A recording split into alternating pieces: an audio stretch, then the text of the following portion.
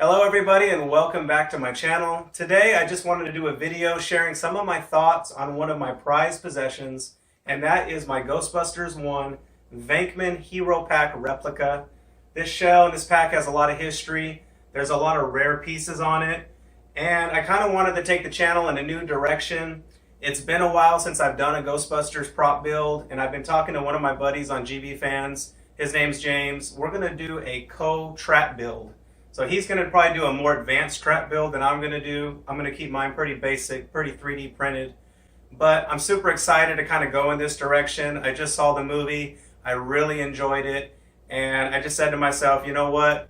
You need to do something Ghostbusters. And as you see here, I've done a trap, but this was kind of when I was new into prop building. And it's not exactly the best replica. It's a great trap, but I really would like to go a step above and have a really nice ghost trap replica to go with this pack here. So with that being said, let's hop into it. Let me share some of the details, some of the thoughts on this beloved Proton pack of mine, and I hope you guys enjoy.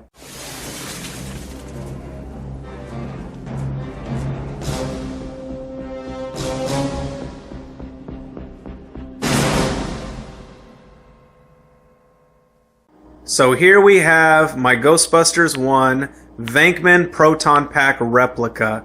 This pack really means a lot to me. Reason being is that this shell was one of the first shells that came around that actually had lineage to the original Proton Pack shell. My theory on this shell, there's a lot of rumors and a lot of controversy in regards to this shell. We won't get too into that, but this shell definitely has lineage to the original shells. It's easy to be confirmed from the crooked fins here on the power cell. There's a few other details I could just tell right here on the crank gen. A lot of these fins, they match up perfectly to the original Hero shell. But I think this shell was actually a foam stunt shell that somebody got a hold of that was pretty degraded. A lot of those shells, those stunt shells, did get degraded over time. A lot of the foam would tear away or just kind of disintegrate in some areas. So I think someone got a hold of one, tried to retrofit it or rebuild some of the areas that were damaged, and ended up casting it. A lot of the textures that was on the original Hero shells was not there on this casting. I think that kind of proved that the stunt shell, that it was a stunt shell, because the stunt shells didn't have any texture really on them. And I can confirm that because I've had access where I saw a GB1 stunt shell in person and it didn't have any texture on it. But the structure of the shell was exact to the Hero shell. So I think that's what happened. Nonetheless, it still has the lineage to the original shell. And I was so happy and proud to be able to own one of these. On this shell, I did do a lot of restructuring. Some of this area right here had kind of disintegrated, and I had to kind of build this back up and resculpt it. Another particular area was right here. This was kind of bulging, so I kind of had to smooth it back out, and this had to be cut out and moved down to be accurate to where the original placement was on the Hero shell. But other than those few little tweaks that I did on this shell, it's pretty much almost exact to its original counterpart. Minus some of the texture. I didn't go too all out on the texture on this one. It is textured, but it's a much nicer version of it. But yeah, I just thought I would share this with you guys. There's a lot of parts on this shell that are incredibly hard to find or no longer can be found. For instance, these elbows right here, there are different variations of them per movie, but on the original packs they used 4mm Legree's elbows, and these are the original color type that was used on the Hero shell. Almost impossible to find. These were donated to me by a user named Fish for Dinner on GBFans. Really cool guy. I don't know how he was able to get so many of the rare parts like that, but he always was able to find them, and I'm extremely grateful for that because he donated these to me for free. And what a great guy. Thank you, man, if you're watching. I still have these. I'm still sporting them. I'll never get rid of them. So yeah, another part on here. This part is incredibly hard to find these days. I'm not even sure if it can be found. This is an original crank knob in gray, not in black or spray painted. This actually is an original gray crank knob. These came around. They were pretty easy to find for a little bit, and then I think it just kind of disappeared where you can no longer get them. But yeah, definitely a cool piece there. This GB1 ribbon cable right here was made by a user, Bike Mesa Hero, a while ago, and it's still holding up. It hasn't delaminated or nothing. It looks amazing. It looks almost like the original. Very cool piece.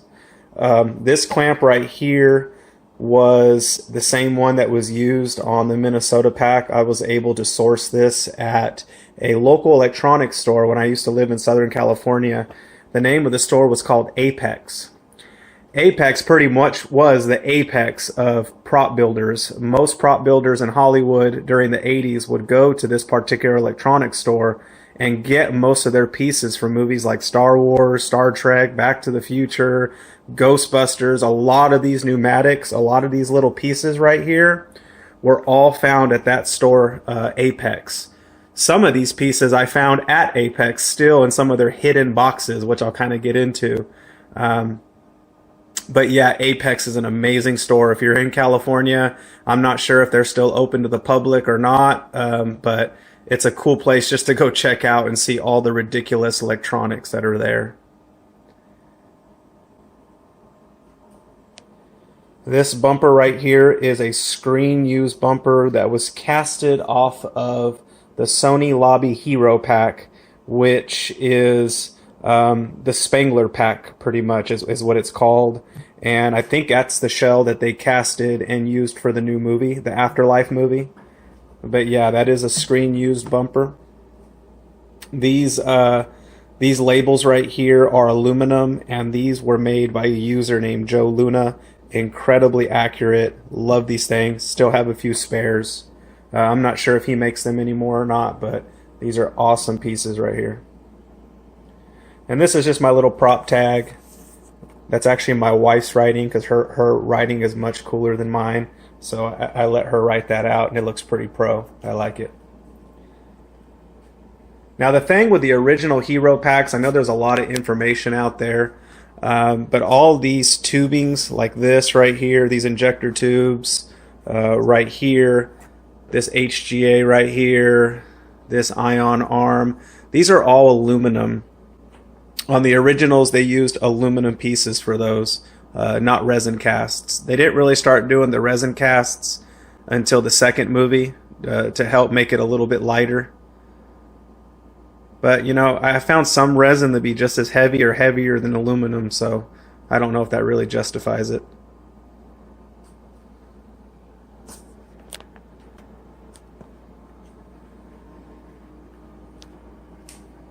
One detail I had to nail on this pack, the Minnesota Venkman pack that I was trying to replicate, had the uneven holes. So yeah, a detail I had to get.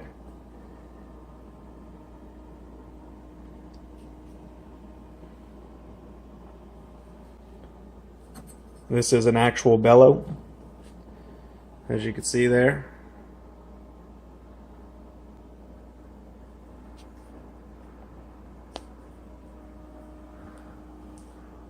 Those are all the correct resistors.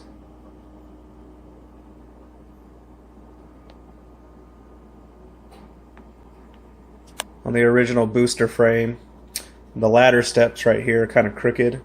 That was a detail I had to get also.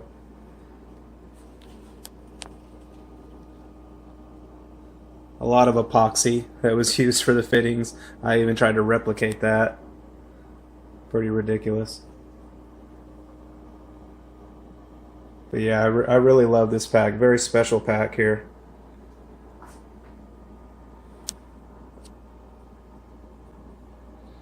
This is welded to the ion arm, just like it was on the original movie.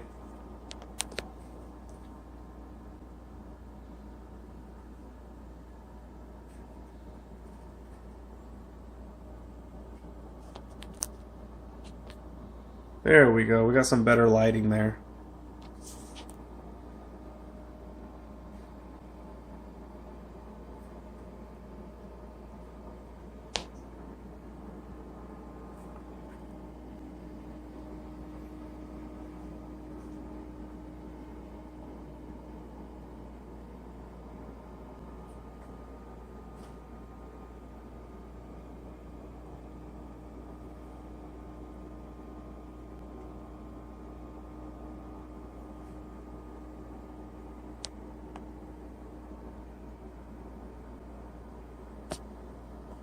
Now this was a really cool piece. This was a discovery that came around probably 2010, 11, 12-ish. I'm not exactly sure.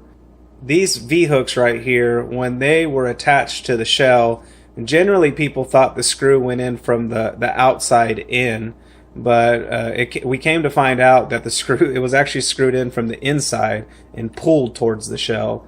That was a cool discovery that was made, and this V-hook is actually 3 pieces. So it's not, a lot of the times, most of the guys that would make these, they did this as 1 piece along with the spacer block there.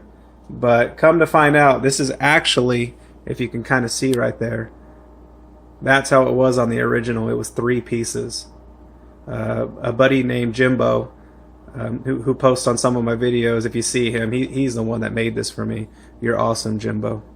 You always came through. My man. And this is a welded aluminum HGA here with the correct label. 1/16 aluminum. The label, that is, not the HGA.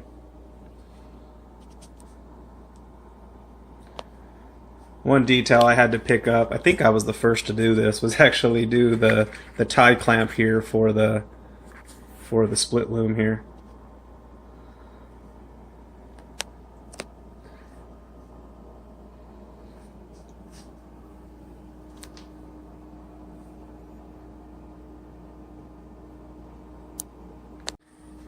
Now going back to Apex here, this was 1 piece that was on the Minnesota pack that drove me crazy because I had no clue what it was. But come to find out, one day at Apex, I was searching around for parts, trying to locate this thing, and I found it. This is a power supply, and it is made by PowerTech. I think I was the first to discover this thing, and I was jumping for joy. I was so happy when I found it at Apex.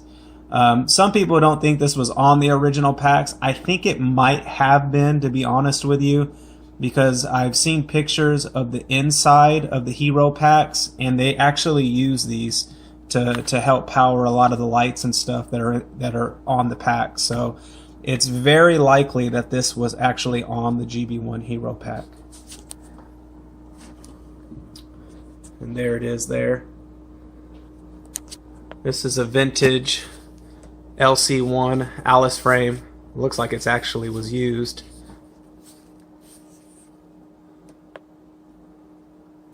We'll go ahead and move on to the wand here.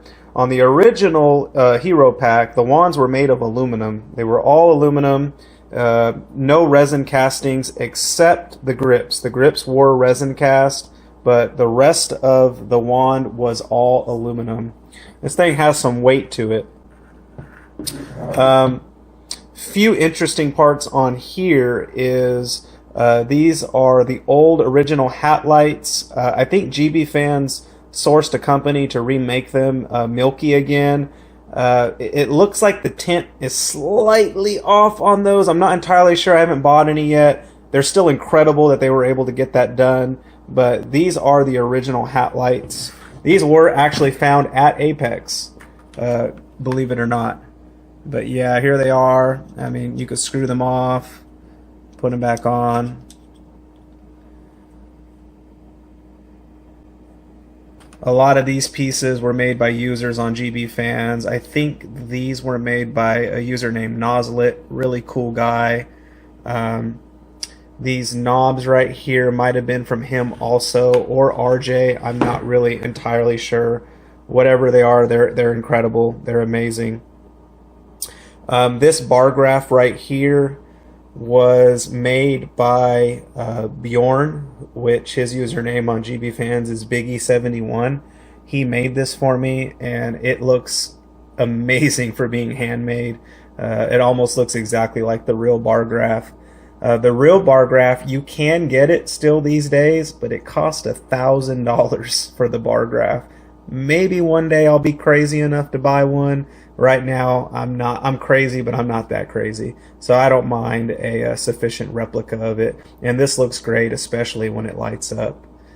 This heat sink right here is modeled directly from the original heat sink. So this is pretty much exact to the original heat sink. One cool thing at the time is we found out that this aluminum piece right here wasn't a separate collar. It was actually an aluminum piece that ran all the way down, and this grip turns on it. This was also made by Jimbo, and he did a fantastic job on it. For the time, it was the most accurate thing that you can get. I think a lot of people do it now, but yeah, pretty cool. Amazing. Original hat lights.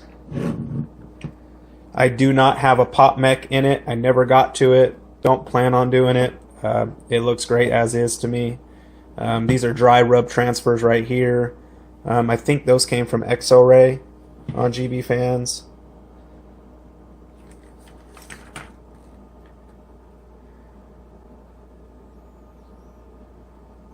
And there's the aluminum gun track there.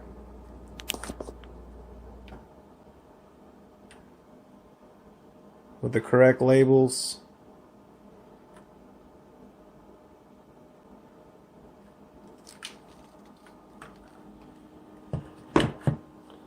But yeah, this gun was made by RJ. His username, sorry if I pronounce it wrong, is Yomori Bawar. He's been in this game forever. He's always made the most amazing aluminum parts. Him and CPU64 do an amazing job on aluminum stuff. They actually sourced him to make the guns for the most current movie, the Afterlife movie. So that's really cool. So I guess I have a piece, a little bit of movie lineage here. Very cool. On the originals, you could see right here, they just kind of zip tied it on.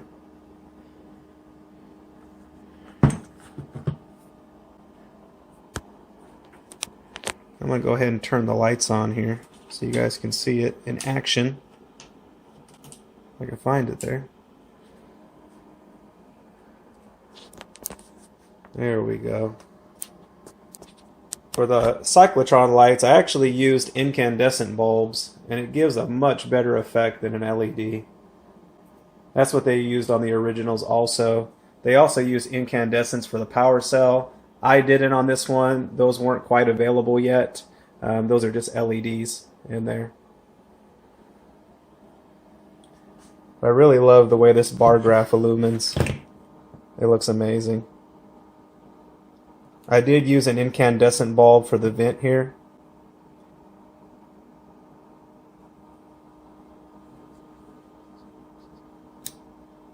And you can see how it lights up there.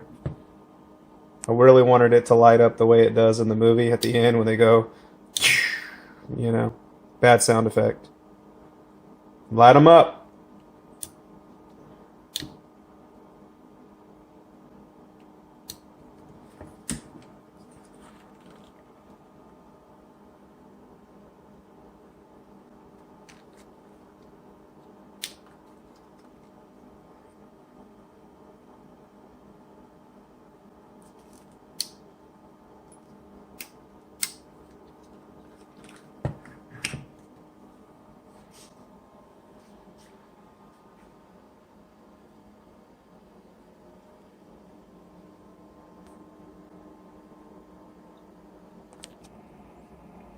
Another cool discovery at the time, which hadn't been discovered yet, was this Switchcraft XLR piece right here. It drove me nuts seeing I couldn't find out what it was. None of us knew at the time.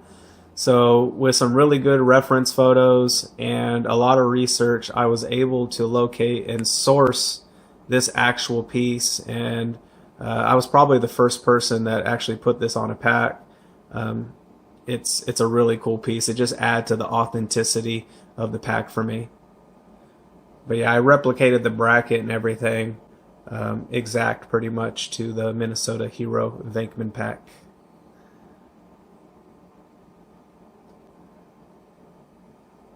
And it actually powers too, so that's where the lights actually power on from. So I have a lithium pack right here that turns everything on, but the actual switch to turn the lights on and off is right here. So they're off, they're on.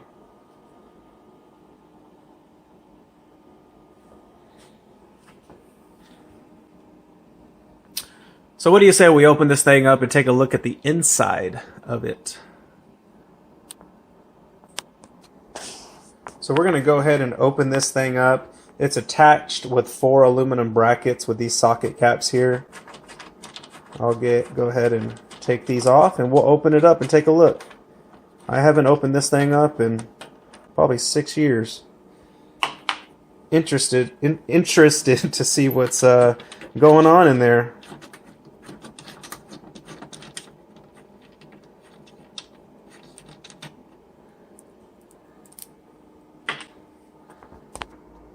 So there we go, we got the shell off, and here is the inside of my Hero pack.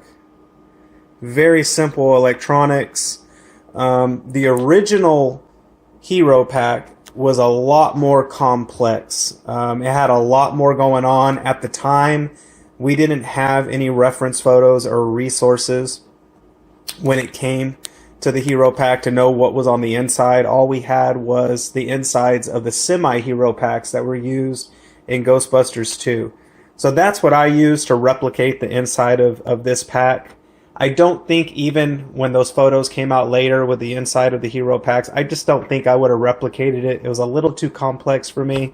I know some people have done it and some are going to do it. Hats off to them, but I kept it pretty simple. I was able to locate the actual chaser board that was used on the semi-Hero pack. I found the guy that actually made them and asked him if he had any more of those, and come to my luck, he actually still had some in hand, and I was able to purchase one from him, actually a couple from him. He still makes them. When he found out there was actually an interest in the Ghostbuster stuff, he actually started selling them after I contacted him. This board right here actually has the same printing that was used on the semi-Hero packs. The ones that he sells now is exactly the same board circuitry. It just has different printing on it. But still, it's still a cool piece nonetheless if you want to replicate it. So I actually used the chaser board with some incandescent bulbs on this one. The lights here, I believe, were from a user named R2D2. Those are his power cell lights. I might change those out one day for some sponge face incandescent bulbs. May not. When he started doing those, I thought it was really cool. I might do that change one day. But for now, those power cell lights are amazing. They do the job. So yeah, pretty simple. Just thought I would share that with you guys. How I got it going on the inside. Very simple. Nothing too complicated.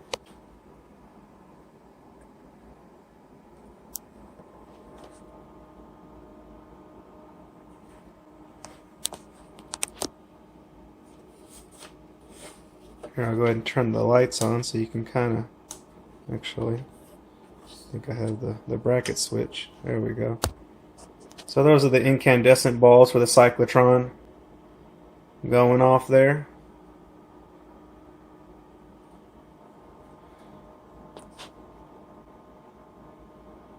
Very cool. Here is the inside of the shell. Again, I tried to replicate the semi-hero insides. Spray painted this yellow, which I think they did to help the reflection of the lights. Kind of smart on their part. And you can kind of see how I attached everything. Most of the aluminum parts that I have on this shell are all attached with rivets.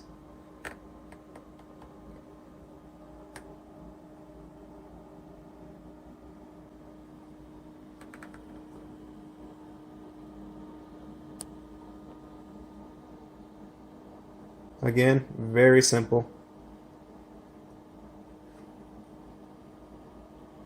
One thing I forgot to share on the gun here is that banjo right there. That is a very rare and hard to find banjo. Again, that was Fish for Dinner. He was always able to locate these strange, obscure, and hard pieces to find. So I'm very thankful for him. Yeah, he was able to source those. Very hard to find these days. Also, that flash bulb in there, that was made by Bjorn, Biggie71. He also crafted that for me. Incredibly talented, great guy. Huge inspiration to me with pack building.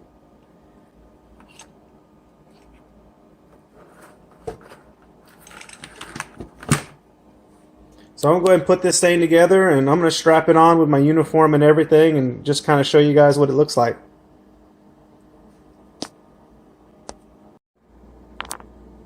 Just going to do a quick walk around for you guys and just show you some of the details. I know I have a lot of these pics posted on GBFans. Sometimes you can see things in video that you can't quite get in pictures.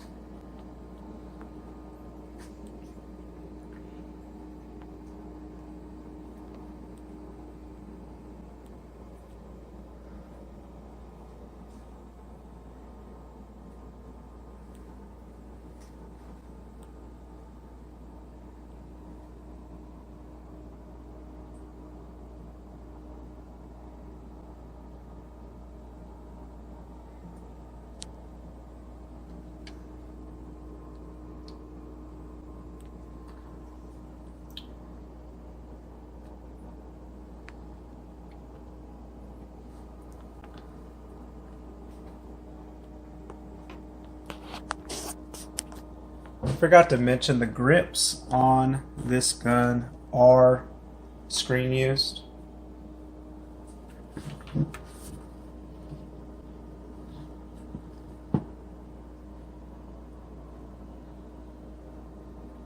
Yep.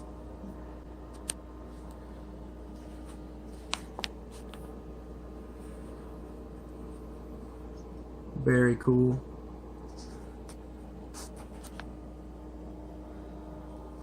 It's been a while since I've actually pulled this thing out to look at it, so it's kind of neat and new for me also, looking at some of it. Reminds me of how crazy I was also in some of the details. I'm not quite as obsessive these days, but at the time, oh, it was bad. It was really bad.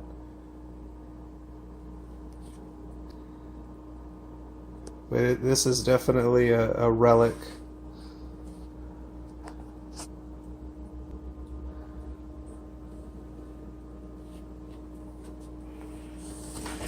One of the details I was able to match up with the original packs was a lot of these fins right here were crooked on the originals, and it's also present on this casting.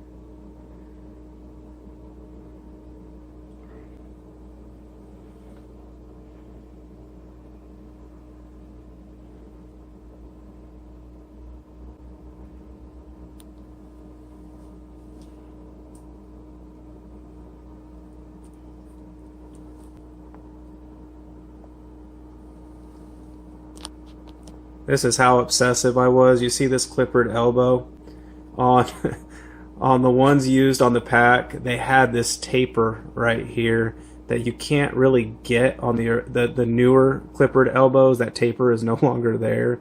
But yeah, that's how obsessive I was. I had to have the right taper. Yeah. These days, I probably wouldn't care as much, or I would just added in myself. Pretty redunculous. Another detail that the original Hero packs had was, it's probably really hard to tell here, but this rounded step right here was on the originals, and also this box right here was about 1/8 of an inch lower than this one. It's also apparent on this shell.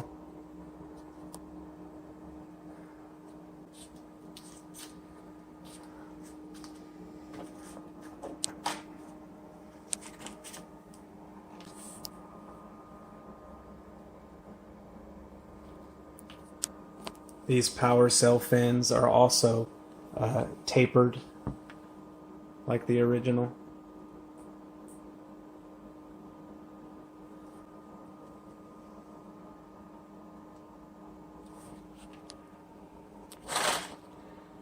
I have to share another one of my obsessive details for the time was labels. Now, a lot of the labels back in 2009, 10 didn't have the correct font, whereas the R right here was not. It wasn't, the tail of it wasn't rounded. It was kind of like a straight, you know, just a straight tail. So yeah, that's how bad it was. Also, I had to have the correct labels with the proper font, and no one would ever be able to tell but moi, and maybe a couple other builders. Crazy times. Be careful, y'all, with your obsession. I'm telling you, it's a rabbit hole that never ends. It never ended on this one. I just had to put a stop to the rabbit hole and say, no, it's good enough. I'm satisfied with it. It looks the part. It's as close as I can get it. But I could have kept going. And sometimes you keep going. But yeah, this is one cool thing on the screen used bumper that you can tell from most replicas. This usually comes out straight, but on the screen used bumper it has a taper here where it kind of, not 45, maybe like a 25-degree angle.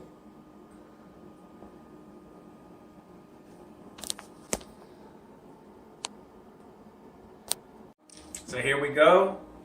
This is what the pack on.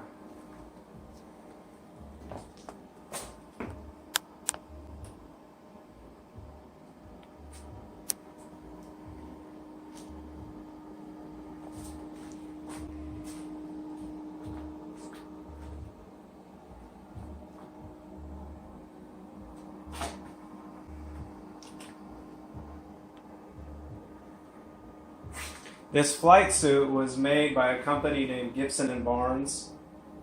It was one of the first suits that was done with the ripstop fabric.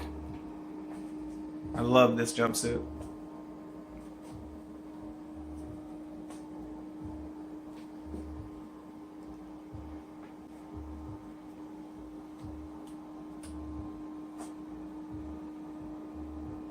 Thank you guys for watching. It was great to go down memory lane and take a look at this pack once again. But we are on to the next one. We're going to do a ghost trap, so I hope you tune in. And thanks for watching.